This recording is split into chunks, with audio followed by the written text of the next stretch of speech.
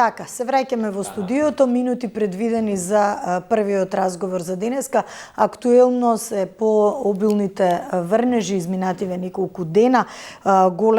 Навистина голем проблем и реален проблем на граѓаните, особено во Кичевско и Гостиварско, се поплавите. Токму за оваа тема, а секако и за други актуелни теми поврзани со геоморфолошки испитувања, географијата која што е клучна база и која што конкретно говори за овој проблем, разговараме со мојот денешен гостин, професорот Ивица Милевски од Институтот за географија. Добар ден и добре дојдовте. Добар ден и добро вечер. Така. Професоре, на самиот старт ќе почнеме со актуелните проблеми, што навистина ги мачат голем број од нашите граѓани. Има и голем број на евакуирани поради поплавите кои што се случија изминативе 2 дена, обилни дождови на терен, нешто што можеби е карактеристично за овој период од годината. Меѓутоа, колку земјата можеме да кажеме може да ги издржи овие големи наноси на вода? Така, јас би го раздвоил проблемот во два сегменти. Едниот сегмент е оној природниот, а природниот сегмент е не дека имаме претерани поројни врнежи за кратко време, како што се вообичаени генерално во летен период, па се случува 50-60 милиметри да имаме врнежи, значи големи врнежи во текот на еден ден. Туку овдека станува збор за акумулирани врнежи, бидејќи ние буквално некаде од 1 октомври од прилика, значи имаме перманентно помала или поголема количина на врнежи, а ние дури и врз основа на тие податоци од таа така наречена реанализа ERA5, значи направивме една карта баш да видиме каква е состојбата од почетокот на годината до денес. Јас, извинете, би ги замолила од режијата, бидејќи ги имаме тие карти мапи, ќе можеме и да ги прокоментираме токму конкретно да кажеме за оваа состојба денеска и генерално за состојбата нели со врнежите во текот на целото. Ова се на пример акумулираните врнежи за реков последните 40 на дена од почетокот на годината до некаде 10 февруари, бидејќи немаме податоци за последните 5-6 дена. И гледаме дека она што е со темно-сина боја, некаде дури до околу 300, па и 350 милиметри имаме врнежи за овој период, што е навистина голема количина. Значи за месец и половина имаме некаде околу 300-350 милиметри на врнежи. Да не ги земеме, ако ги земеме всушност во предвид и оние претходно што беа во текот на месеците октомври, ноември, декември, навистина доаѓаме до една значително количество на врнежи и велиме земјата е веќе превлажната, значи нејзиниот капацитет да прима нова количина на влага е мощно ограничен и затоа се случува или излевање или подигање драстично на подземните води, па поради тоа имаме, значи тоа е една од причините зошто ни се случува што се случува. Втора причина, јас секогаш велам, многу е битен тука антропогениот фактор. Зошто? Ние никако да сватиме дека сме во фаза на климатски промени, дека некои екстреми се понагласени, почести, значи треба да се соочуваме и се соочуваме се повеќе и повеќе со фреквентни, чести врнежи со голем интензитет, од една страна, од друга страна, сега сме февруари месец, јануари. Значи, за очекување беше во нормални услови, до пред 20 на 30 години, да имаме снежни врнежи со ниски температури, кои тој снег би го задржале, значи, акумулиран за, можеби, некаде до месец март, април и така натаму, и тогаш постепено доаѓа до негово топење. Но сега, генерално, односно не сега, во последните 10, 20, 30 години, значително имаме покачување на тие зимски температури, така да веќе гледате, температурите се движат некаде околу 10, 12, 15 степени. Снегот делумно се топи од планините, имаме уште значителна количина на врнежи и сето тоа придонесува до ова што рековме, но, пак ќе кажам, антропогениот фактор, непреземањето на соодветни мерки, непрочистувањето на речните корита, значи, мора да се води сметка, она што ни следи во наредните 5-10 години, мора да имаме убаво дренирани речни корита, прочистени без запушувања, без на фрлање на шут. Ние многу често имавме, дури во последните 10 години, состојби и она поплавата што беше во Скопско, на Маркова река пред неколку месеци и така натаму.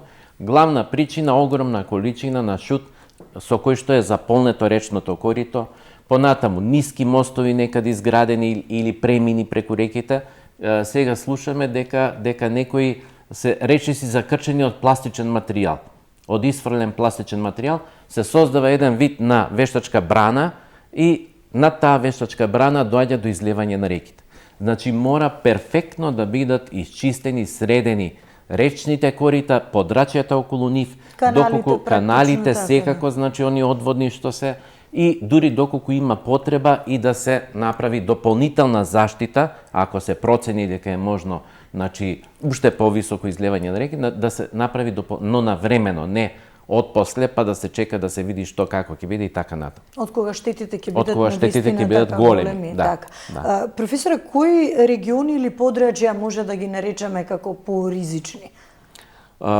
Имаме, рековме од тој, да кажеме, хидролошки аспект, имаме така наречени речни поплави. Овие сега што ги гледаме се главно речни поплави, значи излевање на поголемите реки.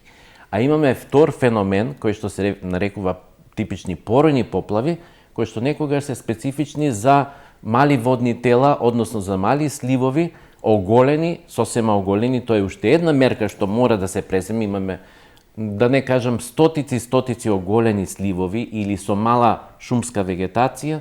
Шумската вегетација впива дождовната вода и дозволува рамномерно постепено истекување на истата. Доколку нема шумска покривка, тоа истекување е нагло, така да во летните периоди, посебно некаде од мај, да кажам, па дури и до ноември, до крајот на ноември, главно се тие поројни поплави.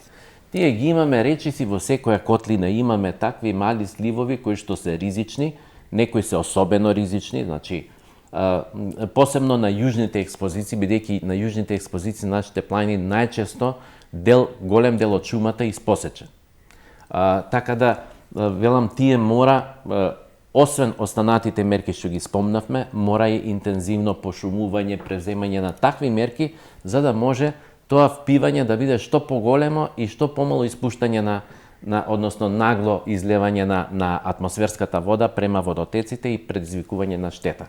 А во однос на речните поплави веќе сега доаѓа до израз, значи онаму каде што немаме регулации на реките и каде што речното корито е релативно високо всечено, значи лесно излевање, дали ќе е тоа во делот на Полошката котлина, во делот на Пелагонија, например, каде што реката буквално и со мало надојдување може да се излее, а и подземните води се многу високи, делови на Кочанска котлина, Струмичка котлина исто така, односно Струмичко поле, Зарамне терен, високи подземни води, мала количина на врнежи, да кажеме, над она некоја нормала, веднаш предизвикува излевање и затоа на тие места точно треба да има соодветна заштита предвидена.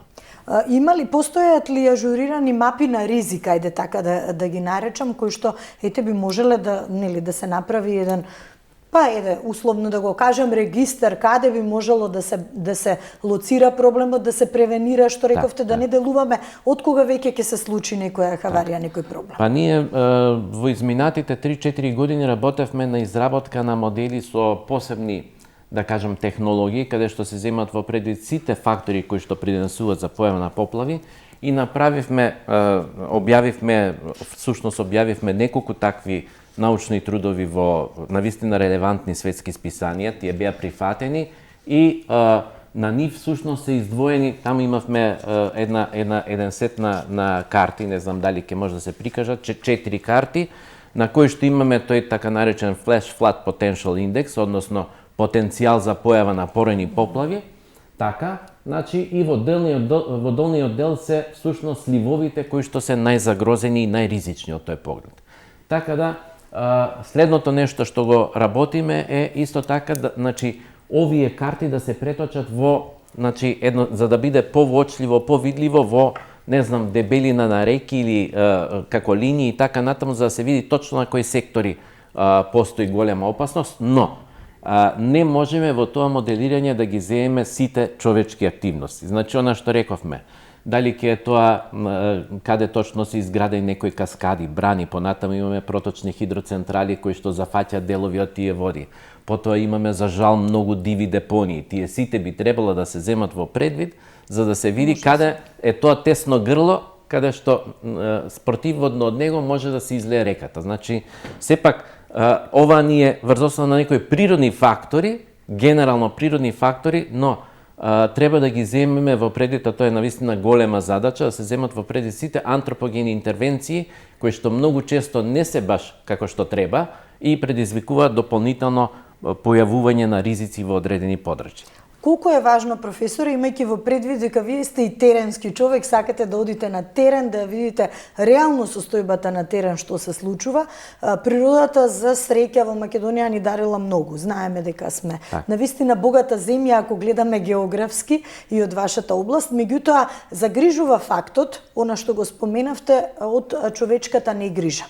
Вчера и на социјалните мрежи можевме да видиме и секако и граѓаните кои што да излезат само во центарот на Скопје, реката Вардар да ја видат, навистина жални слики се и на секој чекор практично, и мини депонии надвор во и да речеме природни заштитени подрачја, нешто што зависи директно од нас. Ако ги споменеме тука и климатските промени, нешто што си го зема данок од изминативе години, дополнително да ја споменеме и урбанизацијата која што и во централните градски подрачја, но веќе и надвор однив уништува практично цели делови од природни површини. Кои се последиците што можеме да ги очекуваме? И дали доволно се слуша гласот на експертите, на оние кои што како вас секако што работат директно на терен и што знаат што може, каде може да се лоцира проблемот, но каде да се бараат конкретно и решенијата. Така. Ќе почнем од крајната ваша констатација. Се слушаат гласот на експертите, главно е вака кога ќе има некој проблем, кога ќе се јават поплави, земјотреси, не знам, некои други природни непогоди, но за жал сето она што го пишуваме и што го работиме или изработуваме различни модели, различни стратегии, студии, за жал тоа останува некако недопрено до оние до кои што треба да допре. Научната јавност и научната фела дел од неја го следи тоа, нормално и интересно тоа да се види, да се прочита, но за жал оние креатори на политики би требало повеќе да ги користат сите тие резултати, затоа што јас често напоменувам, значи сум имал многу случаи да направам некоја студија и истражување кое што е навистина интересно, да биде многу повеќе читано, следено, проследувано во странство, отколку кај нас. Дури сум имал случаи некои методи што сум ги развил, да кажеме, да бидат инкорпорирани во странски држави, но не и кај нас, за жал.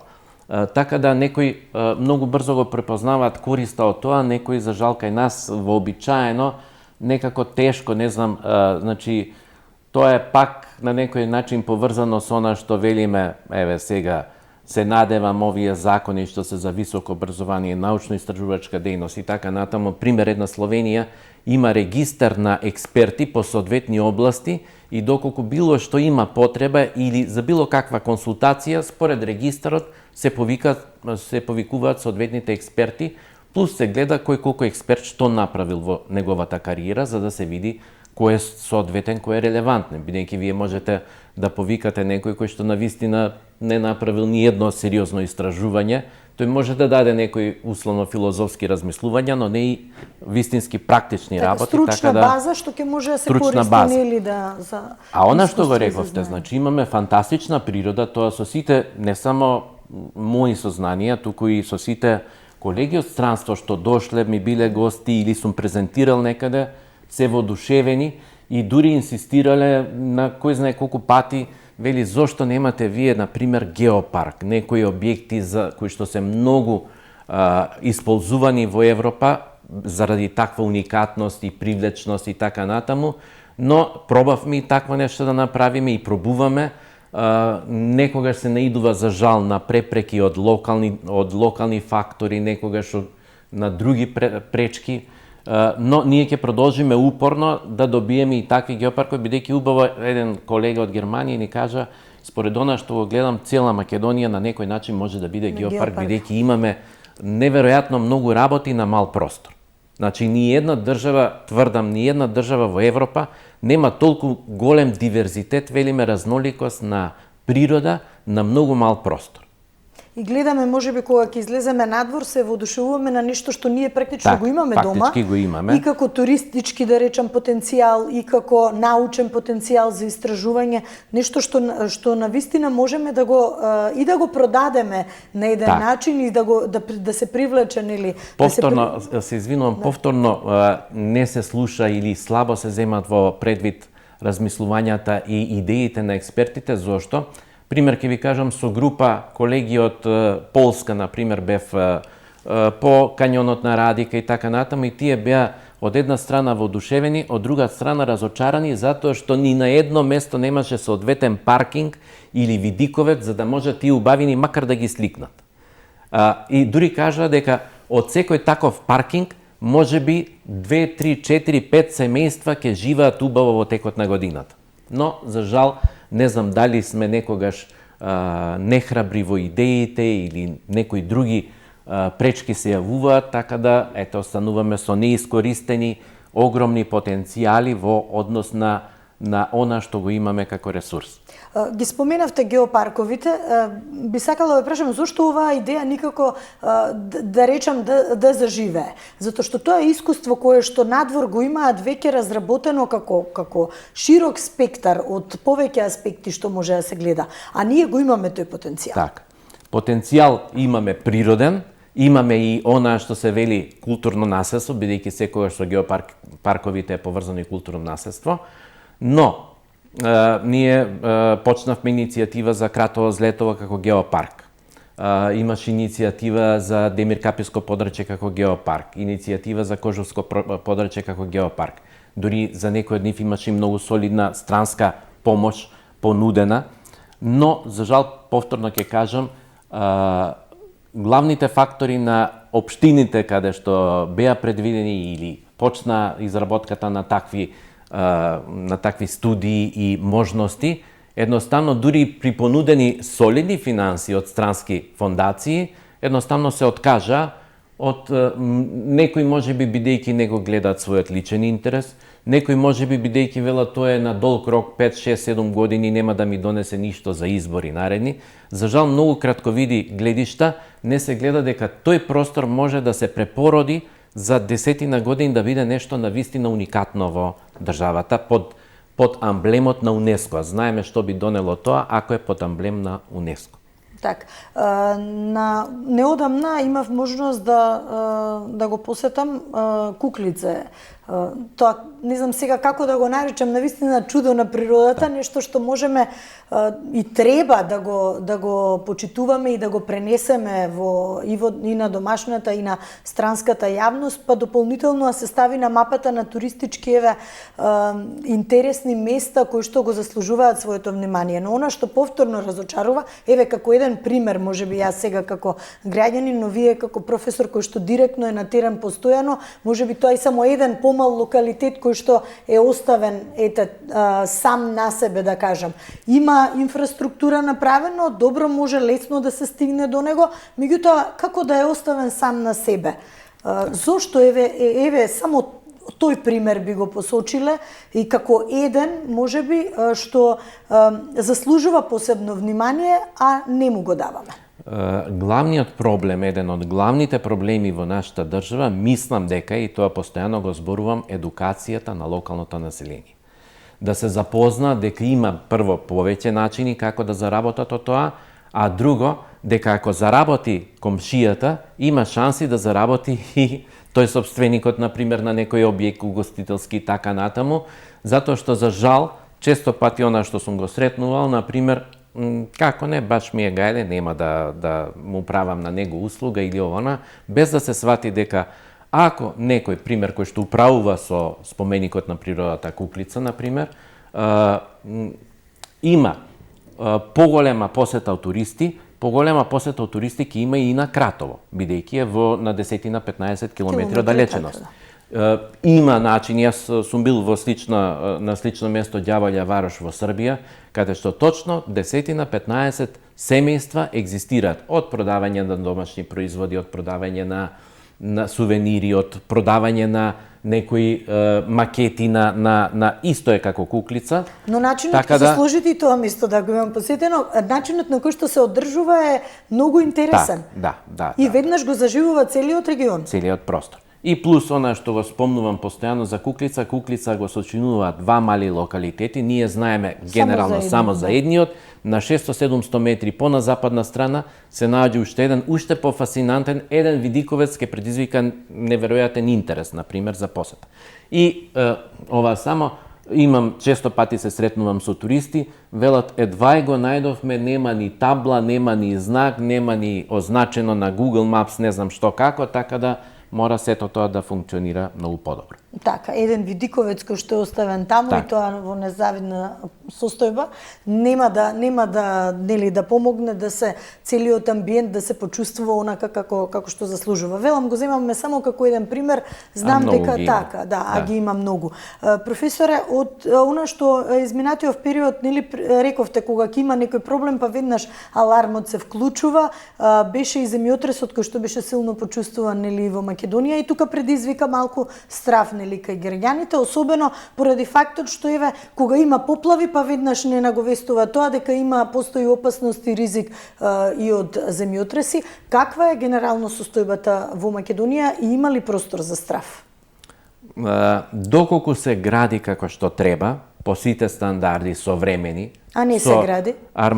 Армиран бетон, со навистина добро проверени конструкции, градежни активности и така натаму, не треба да има страф, затоа што ние не сме подрече кај што има катастрофално разорни земјотреси, како што е Индонезија или како што е некои делови на Мексико или Чиле и така натаму со 9 степени по Рихтер или магнитуда, навистина нема кај нас. Значи максимални се некаде до кај 6,5 може да достигнат и тоа на многу долг временски период, на неколку стотици години.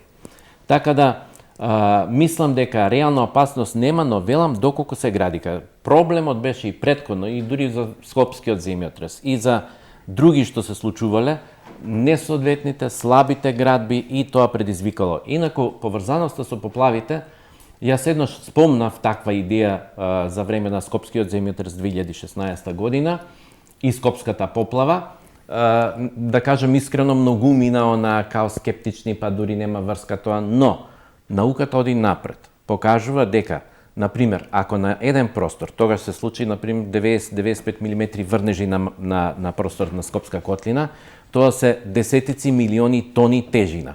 Скопје, пример, лежи врз 10-15 мали блокови раскршени, таа тежина сигурно влие. Дополнително влие водата што оди во тие така наречени раседни зони и не е главен предизвик поплавувањето или голема количина врнежи, раседите се, но ова може да придонесе наместо за 20-30 години потресот да се јави побрзо заради тежината на водната маса која што е впиена, заради навлажувањето на раседните зони кои стануваат на некој начин, да кажам, полизгави и така натаму. Така да, науката оди напред, многу други работи се докажуваат, дури дека, например, зависи делумно и положбата на месечината, гравитатски влијанија на други небесни тела и треба тоа да го прифатиме, треба да ја следиме науката, затоа што не само да го гледаме она што било пред 100 години актуелно и кажано, има многу промени во тој поглед. Рековте во последниот случај, Шарпланина не мирува, но не постои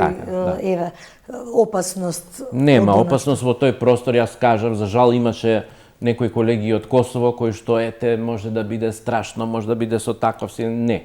Значи Шарпланина и тие што се генерално, да кажам, орогено врзани раседни зони и земјотреси, во нашиот простор се релативно со послаб интензитет. Значи, единствен проблем може да биде она што е околу Дебарско, каде што се очекуваат и малку посилни земјотреси, понатаму она што е во просторот на Валандовско подрачје и во просторот на Пехчевско подрачје, секако и Скопско, ограничени со раседи кои што се многу активни, но за Скопско рековме дека се случи земјотрес од 2016 година и јас лично сметам дека многу енергија се ослободи и можеби ќе треба 50-100 години да се случи друг некој посилен земјотрес. Така да и тоа секогаш го земаме во предвид. Ако имало некој земјотрес и во Дебарско таму 70-тите, 80-тите години, значи Валандовско 1930 година, значи Може би во Валандовско подрачје да имаме, например, некои поголеми размрдувања, бидејќи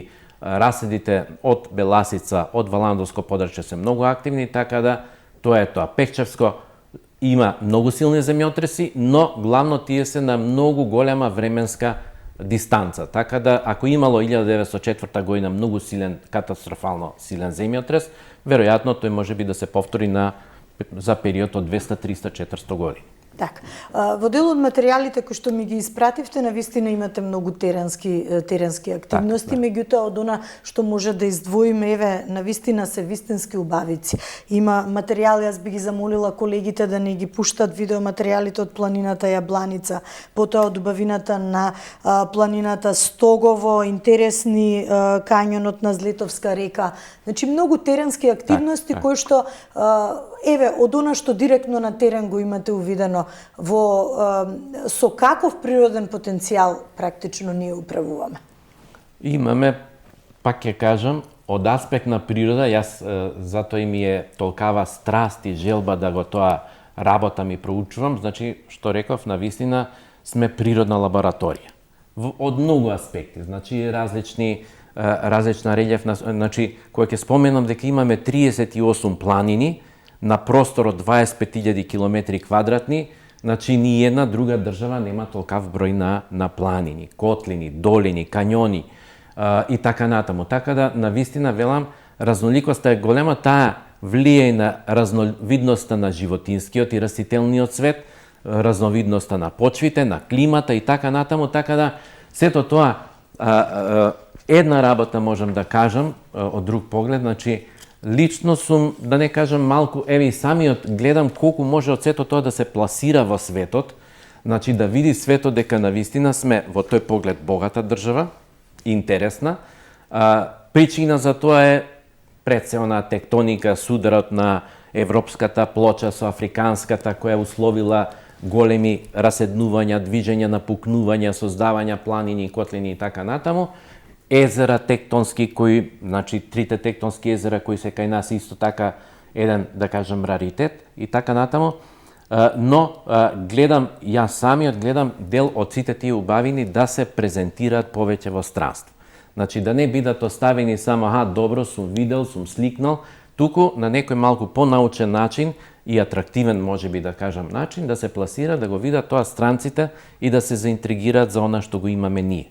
Бидејќи барем во делот на природата, можеме да бидеме доста интересни за нив. Но и во делот секако на она што е како археолошко или културно наследство, исто така сме доста интересни и тоа исто така треба да биде соодветно презентирано и да знаат дека имаме нешто тука.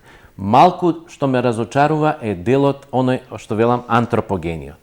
Но тука може би е и наша, да кажам, генерално до некаде вина, бидејќи многу повеќе треба да имаме едукација, вакви емисии, значи каде што луѓето ќе се запознаваат што, како и така натаму, така да едноставно ќе се зголеми интересот за нашите убавини. Убаво рековте пред малку дека ќе платиме не знам колку да отидеме да видиме некој водот па 3-40 метри во странство, а не сме отишле на Смоларски, на Колешински, на Слаповите, односно серијата на фантастични водопади на Камењанската река и бројни други што ги има. Така ги имаме многу. Професоре, бидејќи споменавте покрај теренските активности, вие и како универзитетски професор сте автор и коавтор на многу трудови. Сега тука допираме до едно можно актуелно прашање периодов, тоа е носење на ново законско решение за високо образование. Од денеска почнуваат разговорите помеѓу универзитетите и Министерството за образование, па тука малку имаше реакции во делот на тоа какво законско решение ќе се носи, имајќи во предвид дека ќе опфаќа дел за нов начин на финансирање на високообразовните институции, за јакнување на оние критериуми за унапредување во звања и така натаму, па во делот и на студиските програми, квалитетот на самото високо образование. Кој е вашиот став околу овие сите прашања кои што практично се наметнаа и реакции и зошто, еве да кажам, толкав отпор во однос на тие тие или можеби дилема една која што се постави, особено околу објавувањето на трудови и начинот на кој што ќе биде нели звањето детектирано. Јас секогаш, и пред малку кажав, секогаш сум во насока на тоа дека нашата наука треба да се пласира во светот. А како ќе се пласира во светот? Со пишување и објавување во релевантни меѓународни списанија.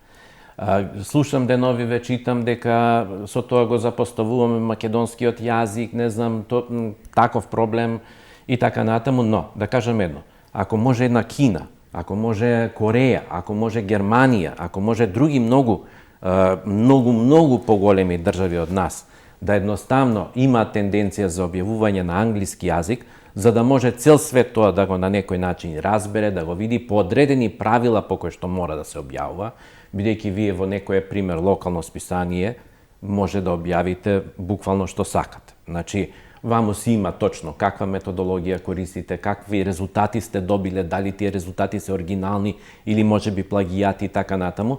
Навистина е многу потешко да се објави во Impact Factor списание, но и задоволството е многу поголемо и тие списанија не мора да Impact Factor, може и индексирани списанија, значи оние што се во Scopus, во Web of Science и така на светски бази на индексации, значи носат големи поени за самиот истражувач, но и за универзитетот. Постепено на тој начин ќе расне рейтингот на универзитетите кои гледаме дека е во постојано некако паѓање во однос на другите универзитети.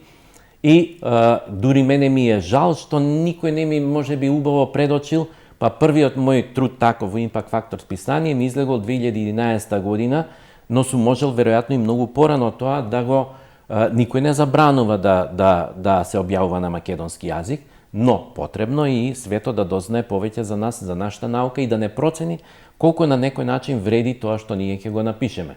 Така да јас сум апсолутно за критериуми, јас тоа го кажав и на состанокот кај нас на институтот, дека тоа може да донесе само бенефит за младите. Зошто?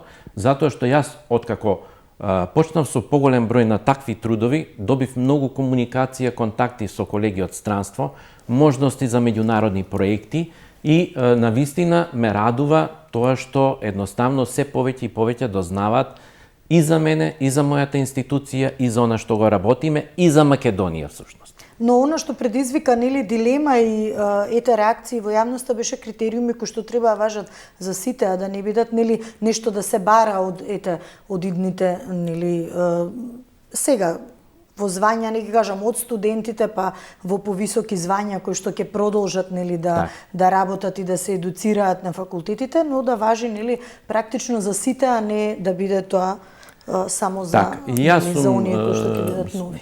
Исто на такво мислење, но убаво беше објаснато од правниците дека не е можно, бидејќи тие се веќе прогласени, јас сум веќе редовен професор, но има други механизми кои што многу универзитети ги користат, пример Белградскиот, Новосадскиот, во околината зборам, да не зборувам пошироко.